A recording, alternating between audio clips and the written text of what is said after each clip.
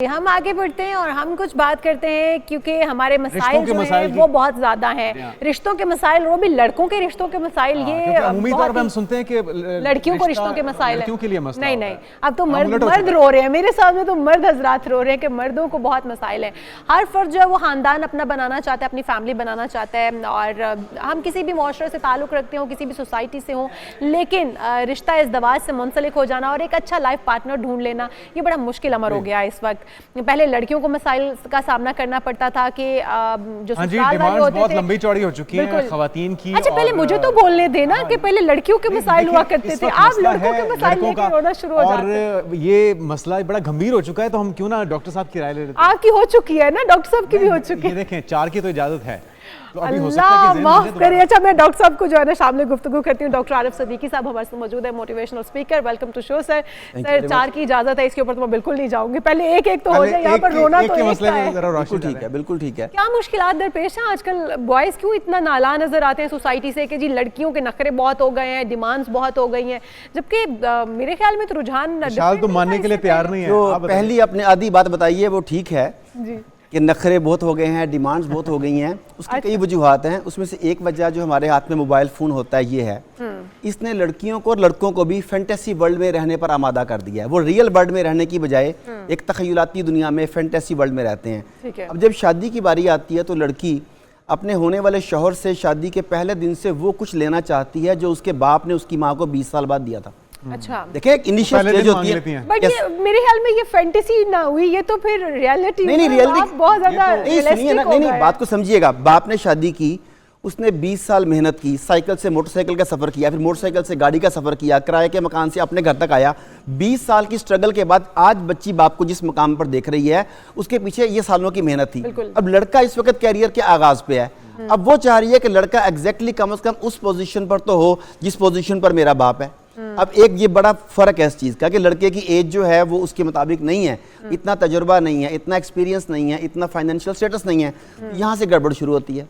अच्छा अब मैं थोड़ा सा यहाँ पर एलैबोरेट करना चाहूँगी लड़कियों के मसाइल भी, कि लड़कियाँ जो है वो, लड़का अगर डिमांड रखता है लड़कियों की, उसे रंग गोरा चाहिए, लड़की स्मार्ट चाहिए, खूबसूरत चाहिए, टॉल हाइटेड चाहिए, फिर पढ़ी लिखी भी चाहिए और नो उम्र भी चाहिए, मतलब यंग भी चाहिए। तो ये डिमांड्स जो है आप भी देखें ना, ये सारा तो बातें समझिएगा। पहली बात तो ये कि अच्छा लगना, अच्छा दिखना, अच्छी चीज़ों को पसंद करना ये तो इंसान की नेचर है।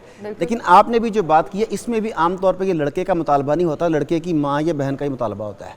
लड़कों की लड़कों की तो 2-3 मुतालबात होते हैं, लड़कों के 2-3 मुतालबात होते हैं। लड़की कम बोलती हो, उसकी जुबान थोड़ी छोटी हो, वैसे बता रहा हूँ, एजुकेटेड हो, कोऑपरेटिव हो, बस इतनी सी डिमांड्स होती हैं। यानी कि नामुमकिनात का मुतालबा करते हैं लड़के। अच्छा नहीं, जो खूबसूरती की डिमांड, मैं पहले इन्हें जवाब दे दूं, मैं इन्हें पहले जवाब दे दूं, ये ना मैं इन्हें जवाब दे दूं पहले, ये ख्वातीन के बहुत खिलाफ होते हैं, हमेशा ही मैंने नोट किया है। मैं आज भी ब्लंटली कहना चाहता हूँ कि आप गलत है। नहीं घर जाना है आपकी तरह, नहीं आप गलत कहते। देखें मैं ये बात कई सेमिनार्स में कई जगह लोगों को बता चुका हूँ कि आप ख्वातीन के बारे में ऐसे रिमार्क्स ना दिया करें। वजह क्या है, खातून दुनिया की सबसे ब्लेस्ड मखलूक है, इससे ज्यादा खुशकिस्मत मखलूक कोई नहीं है। इसमें तो कोई शक नहीं, कोई शक नहीं। इसकी रीजन है, दलील है इसकी कि औरत की बीवी नहीं होती। हाँ देखा ना, तो इसका मतलब है कि नहीं, मैं हमेशा आपसे तवक्को करती हूँ कि आप इतना सीरियस होकर जवाब दे रहे हैं, आपके हक में तो बात आप औरतों के हक में करेंगे, लेकिन नहीं आप डॉक्टर साहब को आज जिस टॉपिक पे हमने मदऊ किया है वो बजाते खुद मजलूमियत को शो कर रहा है ना मर्दों की, तो आप समझ जाएं कि वो किसके हक में बात कर रहे हैं। आप लोगों की शादी हुई तो उस वक्त क्या मसाइल किन मसाइल से दो चार थे आप लोगों को, किन मसाइल से हटा रही हैं डॉक्टर साहब? नहीं, क्योंकि आप भी मर्द हजरात हैं ना, तो क्या डिमांड जो आप कह रही है ना मसाइल, मैं आपको एक देखिए, फिर आपने ये नहीं कहना कि मैं आपको एक साइड की बात कर रहा हूँ। मसाइल के सिलसिले में ऐसा है कि एक लड़का और लड़की मंगनी के बाद गुफ्तगू कर रहे थे, तो लड़की ने कहा कि मैं चाहती हूँ कि जल्द शादी हो जाए ताकि मैं तुम्हारी जिंदगी की तमाम प्रॉब्लम्स को हल कर सकूं।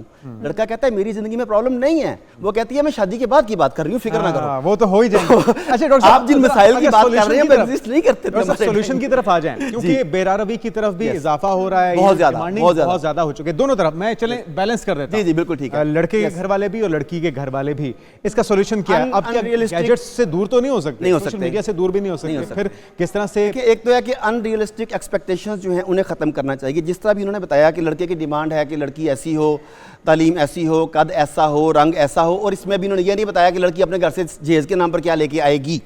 कई तवक्कुआत हैं उनकी। यही दूसरी तरफ लड़की के घर वाले भी कर देते हैं। मैं यही कहने लगा हूं कि जी हमारे घर पे बेटी के नाम पे कोई घर लिख के दें या प्लॉट लिख के दें, हमें ये सब कुछ गारंटी। जो गैर ज़रूरी अखराजात हैं, मसलन मैं एक टीवी प्रोग्राम में बैठा हुआ था तो वहाँ पे एक खातून कोई वेमिनिस्ट बैठी हुई थी, फेमिनिस्ट जो हैं बड़ी ख़ास तरह की, तो वो जहेज़ एक लानत है, जहेज़ एक लानत है। मैंने कहा वो तो ठीक है, मगर ये बरी और 2 लाख का लहंगा कौन सी सुन्नत रसूल है? वो ब्यूटी पार्लर जाके 3 लाख रुपए का बिल वहाँ पर भिजवाना वलीमे के लिए अलहदा, और ये कौन सी सुन्नत है? अब उसके उनके पास जवाब नहीं हुआ। ये जो बेरहरवी की बात कर रहे हैं, लेट शादियों की बात कर रहे हैं, उसके बाद आफ्टर मैरिजेस जो प्रॉब्लम्स आ रहे हैं, वो क्या है कि शादी इतनी महंगी कर दी गई कि अव्वल तो वो मुश्किल हो गई, फिर जिसने कर्ज लेके कर ली वो अगली जिंदगी बेगम को खुश रखने की बजाय वो कर्जे उतारता रहता है। एक घर में 5 आदमी थे, उसका बजट 5 आदमी वाला था, अब 6ठा आदमी आ रहा है, तो इनकम बढ़नी चाहिए, मगर उन्होंने कर्ज लेकर शादियां की हुई हैं। अब उनकी इनकम और कम हो गई और कर्जों में जाने लग गई। अब वो नई आने वाली के नाज नखरे क्या उठाएगा, उसका ख्याल क्या रखेगा? अगर इन अखराजात को कम कर लिया जाए, सादगी के साथ शादियों का रुझान डाला जाए, तो मेरा ख्याल है हम वापस अपने ओरिजिन की तरफ जा सकते हैं। लेकिन और मसला या डिमांड ये भी होती है लड़की के घर वालों की उमूमी तौर पे कि जी लड़का जो है वो अपनी ज्वाइंट फैमिली सिस्टम में ना हो, या उसकी कोई बहन गैर शादीशुदा ना हो, या उसकी घर पे राज की शादी होने के बाद वो उसका पहला टारगेट ये होता है कि इसको किस तरह से अलग किया जाए। ये सारे मुतालबात ठीक है? ठीक नहीं है। असल में हमारे यहाँ लड़कियों की जो तरबियत होती है, नॉट एनी स्पेसिफिक, ओवरऑल बात कर रहा हूँ सोसाइटी की, लड़कियों की तरबियत घर में बातचीत ये होती है शौहर को काबू कैसे रखना। हालांकि तरबियत होनी चाहिए शौहर को खुश कैसे रखना है। अगर सिर्फ इस माइंडसेट का फर्क हो जाए कि आप शौहर को काबू करने की बजाय शौहर को खुश रखने की प्लानिंग करें, तो ये सारे मामलात मैटर नहीं करते, क्योंकि बीवी जो है उसके लिए सबसे अजीज रिश्ता है। वो बीवी अपने खानदान को, माँ बाप बहन भाइयों को छोड़ के आपकी खातर आ गई, सबसे अजीज कौन हो सकती है? और छोटी सी मिसाल मैं दूंगा कि वो मिसाल देते हैं कामयाब औरत वो होती है जो अपने हस्बैंड को बादशाह बना के खुद मलका बने, ना कि उसको फकीर बना के रखे और फकीर। बिल्कुल ऐसे ही है, बिल्कुल ऐसे है। तो अच्छा डॉक्टर साहब, एक चीज ये भी है कि हम लोग ये आपने जो पॉइंट रेज किया था जुनेद ने भी, कि लड़कियों की भी डिमांड होती है कि प्लॉट्स नाम करें या कोई श्योरिटी गारंटी कुछ होना चाहिए। हम इस्लाम से कितना दूर हो गए हैं, क्योंकि हमारे मजहब ने भी ये कहा कि जो लड़की है जब किसी बीवी अपने शौहर की जिंदगी में शामिल होती है तो वो अपना रिस्क लेकर जाती है, औरत अपनी किस्मत लेकर जाती है, अपना रिस्क लिखवा के लेकर जाती है। तो फिर हम लोग पहले से डिमांड क्यों शुरू कर देते हैं कि शादी होने के बाद जो आपकी किस्मत में वो पहले से ये माइंडसेट बदल लिए। हम बच्चियों की तरबियत, खास तौर पे घर में तालीम और तरबियत इसलिए नहीं करते कि वो अच्छी जिंदगी गुजारें। आप घरों में इंटरव्यू करके देख लें, बच्ची को पढ़ा लो, इसकी तरबियत करो ताकि बुरे वक्त में इसके काम आ जाए। वो बुरे वक्त को जहन में रख के तरबियत करवाते हैं, अच्छे वक्त के लिए नहीं करवाते। शादियों में मेरे नाम ये कर दो, खर्च इतना लिख दो, क्यों? अगर शौहर अच्छा ना हुआ तो ये, यानी उनके जहन में पॉजिटिव चल रहा होता, नेगेटिव चल रहा होता है, और जो आपके दिमाग में चलता है वही आपको मिलता है। अगर आप पॉजिटिव जिंदगी जीना चाहते हैं, पॉजिटिव मैरिटल लाइफ को एंजॉय करना चाहते हैं, तो सबसे पहले अपने जहन में पॉजिटिविटी का बीज बोएं। तो फिर डॉक्टर साहब तरीकाकार क्या होना चाहिए कि हम बेहतर शादियां हो सकें? क्योंकि लड़के जो जिनका आज हम जो टॉपिक लेके बैठे हैं वो ये है कि रिश्ते हो नहीं पा रहे हैं, किस तरीके से शादियां जो वो हो सकें, रिश्ते बेहतर जो 2-3 जो बुनियादी बातें जैसे कि मैंने बताई, एक तो अनरियलिस्टिक अप्रोचेस खत्म कर देनी चाहिए लड़के को भी और लड़की को भी। दूसरा, शादियों को पहले की तरह सादगी की तरफ लाना चाहिए। अब ये क्या बात हुई कि एक शादी करने के लिए एक आदमी को अपना घर बेचना पड़ रहा है। एक आदमी पूरी जिंदगी इंतजार करता है कि मेरी पेंशन मिलेगी तो मैं बेटी की शादी करूंगा, वो पूरी जिंदगी पैसे जमा करता है कि बेटी की शादी करूंगा, इंश्योरेंस लेता है उसके लिए। तो इनका अखराजात कम से कम हो, शादियां आसान हो, जो पैसे फजूल खर्चियों पर खर्च करते हैं वो बच्चे बच्ची पर खर्च करें। और इसी बात की तरजीह हमारे इस्लाम ने भी दी है, हमारे मजहब ने भी दी है, सादगी से शादी करें। और वलीमा जो है वो कहा गया था, वो भी लड़के वालों के ऊपर कहा गया था कि लड़के वाले वलीमे को ऑर्गेनाइज करें, चंद लोगों को बुलाकर उस शादी को अनाउंस करें, निकाह को आसान बनाइए, रिश्तों को आसान। बिल्कुल, तो रिश्तों को आसान बनाइए ताकि मुश्किलात जो है वो खत्म हो सके।